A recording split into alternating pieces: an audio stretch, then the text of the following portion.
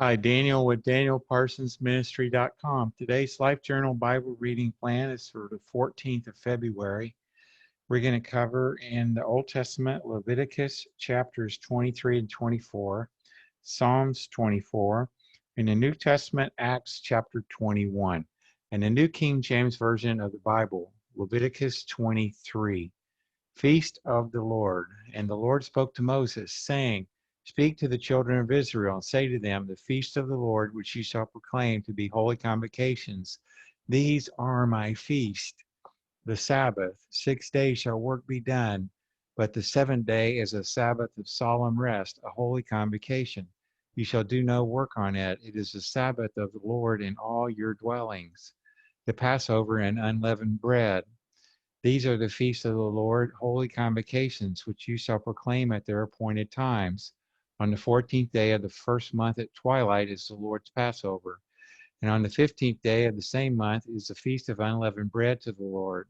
7 days you must eat unleavened bread. On the first day you shall have a holy convocation. You shall do no customary work on it, but you shall offer an offering made by fire to the Lord for 7 days. The seventh day shall be a holy convocation. You shall do no customary work on it. The feast of first fruits. And the Lord spoke to Moses, saying, Speak to the children of Israel and say to them, When you come into the land which I give to you and reap its harvest, then you shall bring a sheaf of the first fruits of your harvest to the priest. He shall wave the sheaf before the Lord to be accepted on your behalf. On the day after the Sabbath, the priest shall wave it. And ye shall offer on that day, when you wave the sheaf, a male lamb of the first year without blemish, as a burnt offering to the Lord. Its grain offering shall be 2/10 of an ephah of fine flour mixed with oil, an offering made by fire to the Lord. For a sweet aroma, and its drink offering shall be of wine, 1/4 of a hin. You shall eat neither bread nor parched grain nor fresh grain until the same day that you have brought an offering to your God. It shall be a statute forever throughout your generations and all your dwellings. The feast of weeks, and you shall count for yourselves from the day after the Sabbath, from the day that you brought the sheaf of the wave offering, 7 Sabbaths shall be completed. Count 50 days to the day after the seventh Sabbath, then you shall offer a new grain offering to the Lord. You shall bring from your dwellings 2 wave loaves of 2/10 of an ephah. They shall be of fine flour, they shall be baked with leaven. They are the first fruits to the Lord, and you shall offer with the bread 7 lambs of the first year, without blemish, 1 young bull and 2 rams. They shall be as a burnt offering to the Lord, with their grain offering and their drink offerings, an offering made by fire for a sweet aroma to the Lord. Then you shall sacrifice 1 kid of the goats as a sin offering, and 2 male lambs of the first year as a sacrifice of a peace offering.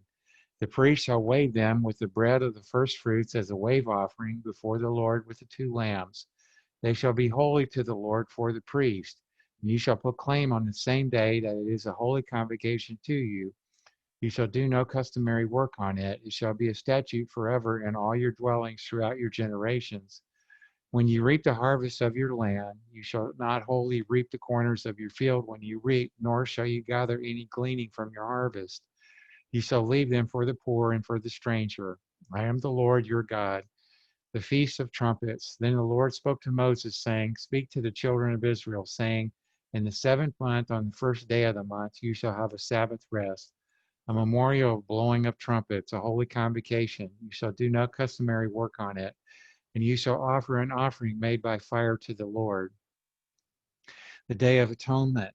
And the Lord spoke to Moses, saying, Also the 10th day of this seventh month shall be the day of atonement.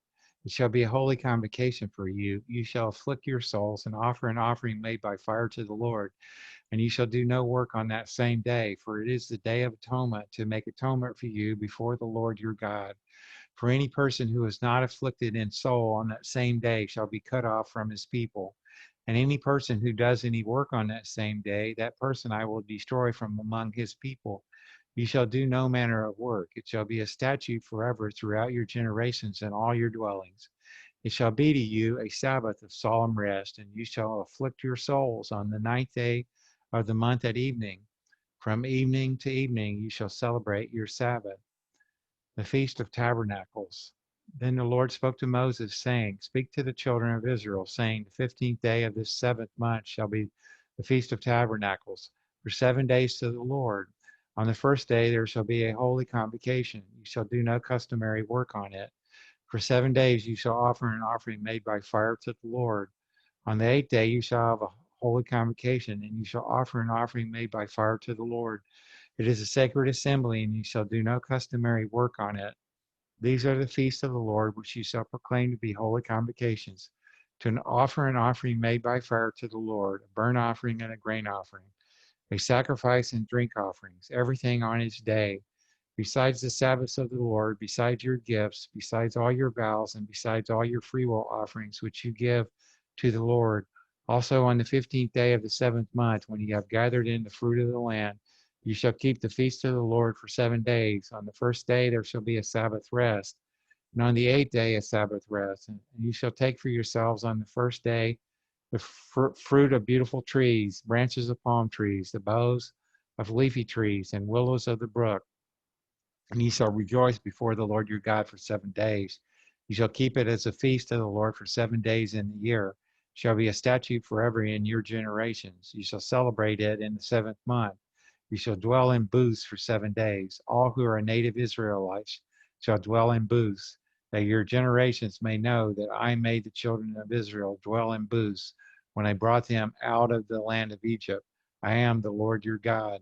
So Moses declared to the children of Israel the feast of the Lord.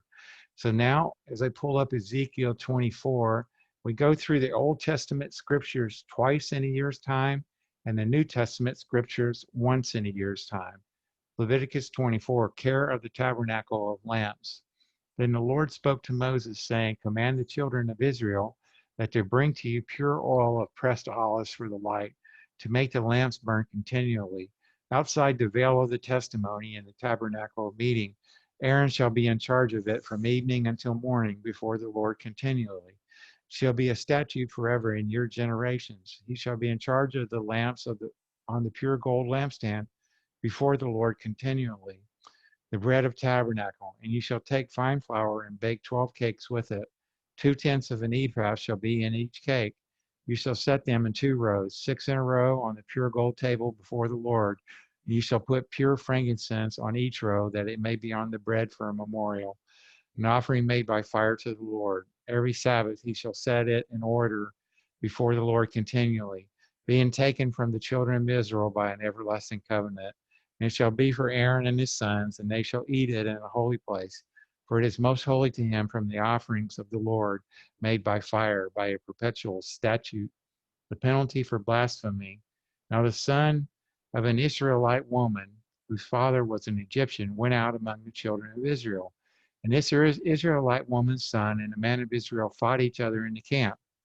And the Israelite woman's son blasphemed the name of the Lord and cursed. And so they brought him to Moses. His mother's name was Shelomoth, the daughter of Dibri of the tribe of Dan.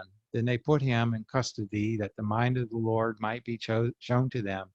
And the Lord spoke to Moses, saying, Take outside the camp him who has cursed. Then let all who heard him lay their hands on his head, and let all the congregation stone him. Then you shall speak to the children of Israel, saying, Whoever curses his God shall bear his sin. Whoever blasphemes the name of the Lord shall surely be put to death. All the congregation shall certainly stone him, the stranger as well as him who is born in the land. When he blasphemes the name of the Lord, he shall be put to death. Whoever kills any man shall surely be put to death.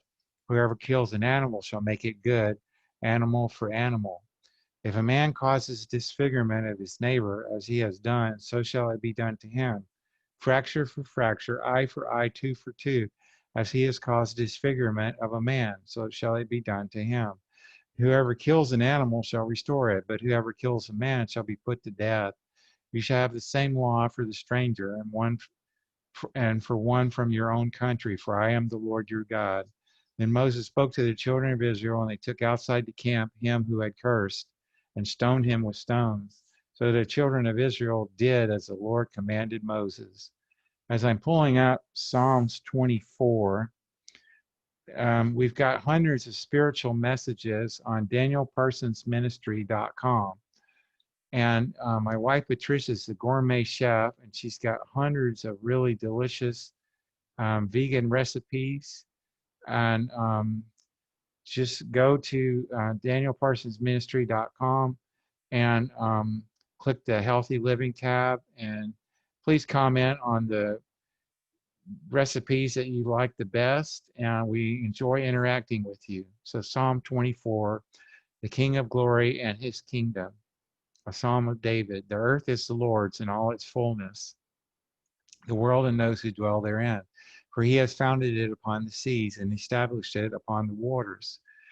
Who may ascend into the hill of the Lord, or who may stand in his holy place? He who has clean hands and a pure heart, he who has not lifted up his soul to an idol, nor sworn deceitfully, he shall receive blessing from the Lord and righteousness from the God of his salvation. This is Jacob, the generation of those who seek him, who seek your face, Selah. Lift up your heads, O you gates, and be lifted up, you everlasting doors, and the King of glory shall come in. Who is this King of glory?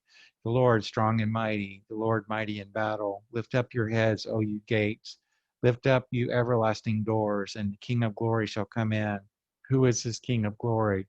The Lord of hosts, he is the King of glory. Selah. So now, as I'm pulling up Acts chapter 21, which is our New Testament passage today, please subscribe to my YouTube channel.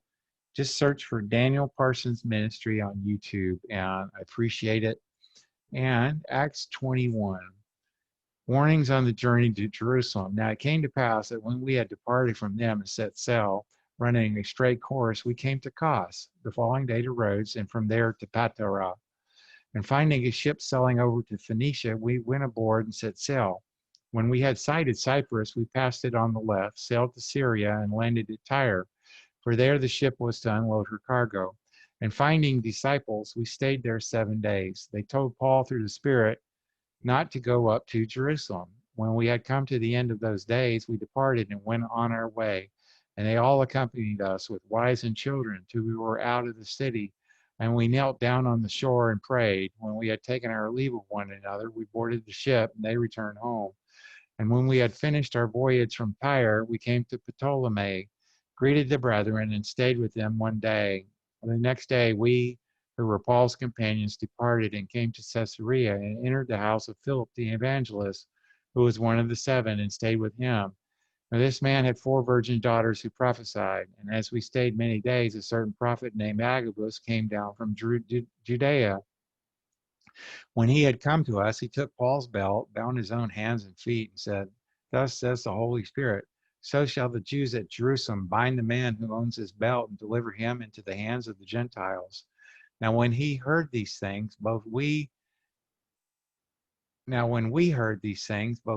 those from that place pleaded with him not to go up to Jerusalem. Then Paul answered, What do you mean by weeping and breaking my heart? For I am ready not only to be bound, but also to die at Jerusalem for the name of the Lord Jesus. So when he would not be persuaded, we ceased, saying, The will of the Lord be done. Paul urged to make peace. And after those days, we packed and went up to Jerusalem. Also, some of the disciples from Caesarea went with us and brought with them a certain Manason of Cyprus, an early disciple with whom we were to lodge. And when we had come to Jerusalem, the brethren received us gladly. On the following day, Paul went in with us to James, and all the elders were present. And when we had greeted them, he told in detail those things which God had done among the Gentiles through his ministry. And when they heard it, they glorified the Lord. They said to him, You see, brother, how many myriads of Jews there are who have believed. They are all zealous for the law. But they have been informed about you that you teach all the Jews who are among the Gentiles to forsake Moses, saying that they ought not to circumcise their children nor to walk according to the customs. What then? The assembly must certainly meet, for they will hear that you have come. Therefore do what we tell you. We have 4 men who have taken a vow. Take them and be purified with them, and pay their expenses, so that they may shave their heads, and that all may know that those things of which they were informed concerning you are nothing, but that you yourself also walk orderly and keep the law. But concerning the Gentiles who believe, we have written and decided that they should observe no such thing, except that they should keep themselves from things offered to idols, from blood, from things strangled, and from sexual immorality, arrested in the temple. Then Paul took the men, and the next day, having been purified with them, entered the temple to announce the expiration of the days of purification, at which time an offering should be made for each one of them. Now, when the 7 days were almost ended, the Jews from Asia, seeing him in the temple, stirred up the whole crowd and laid hands on him, crying out, Men of Israel, help. This is the man who teaches all men everywhere against the people, the law, and this place. And furthermore, he also brought Greeks into the temple and has defiled this holy place. For they had previously seen Trophimus the Ephesian with him in the city, whom they supposed that Paul had brought into the temple. And all the city was disturbed, and the people ran together, seized Paul, and dragged him out of the temple, and immediately the doors were shut. Now, as they were seeking to kill him, news came to the commander of the garrison that all Jerusalem was in an uproar. He immediately took soldiers and centurions and ran down to them. And when they saw the commander and the soldiers, they stopped beating Paul. Then the commander came near and took him and commanded him to be bound with 2 chains. And he asked who he was and what he had done. And some among the multitude cried one thing and some another. So when he could not ascertain the truth because of the tumult, he commanded him to be taken into the barracks. When he reached the stairs, he had to be carried by the soldiers because of the violence of the mob. For the multitude of the people followed after, crying out, Away with him! Addressing the Jerusalem mob. Then as Paul was about to be led into the barracks, he said to the commander, May I speak to you?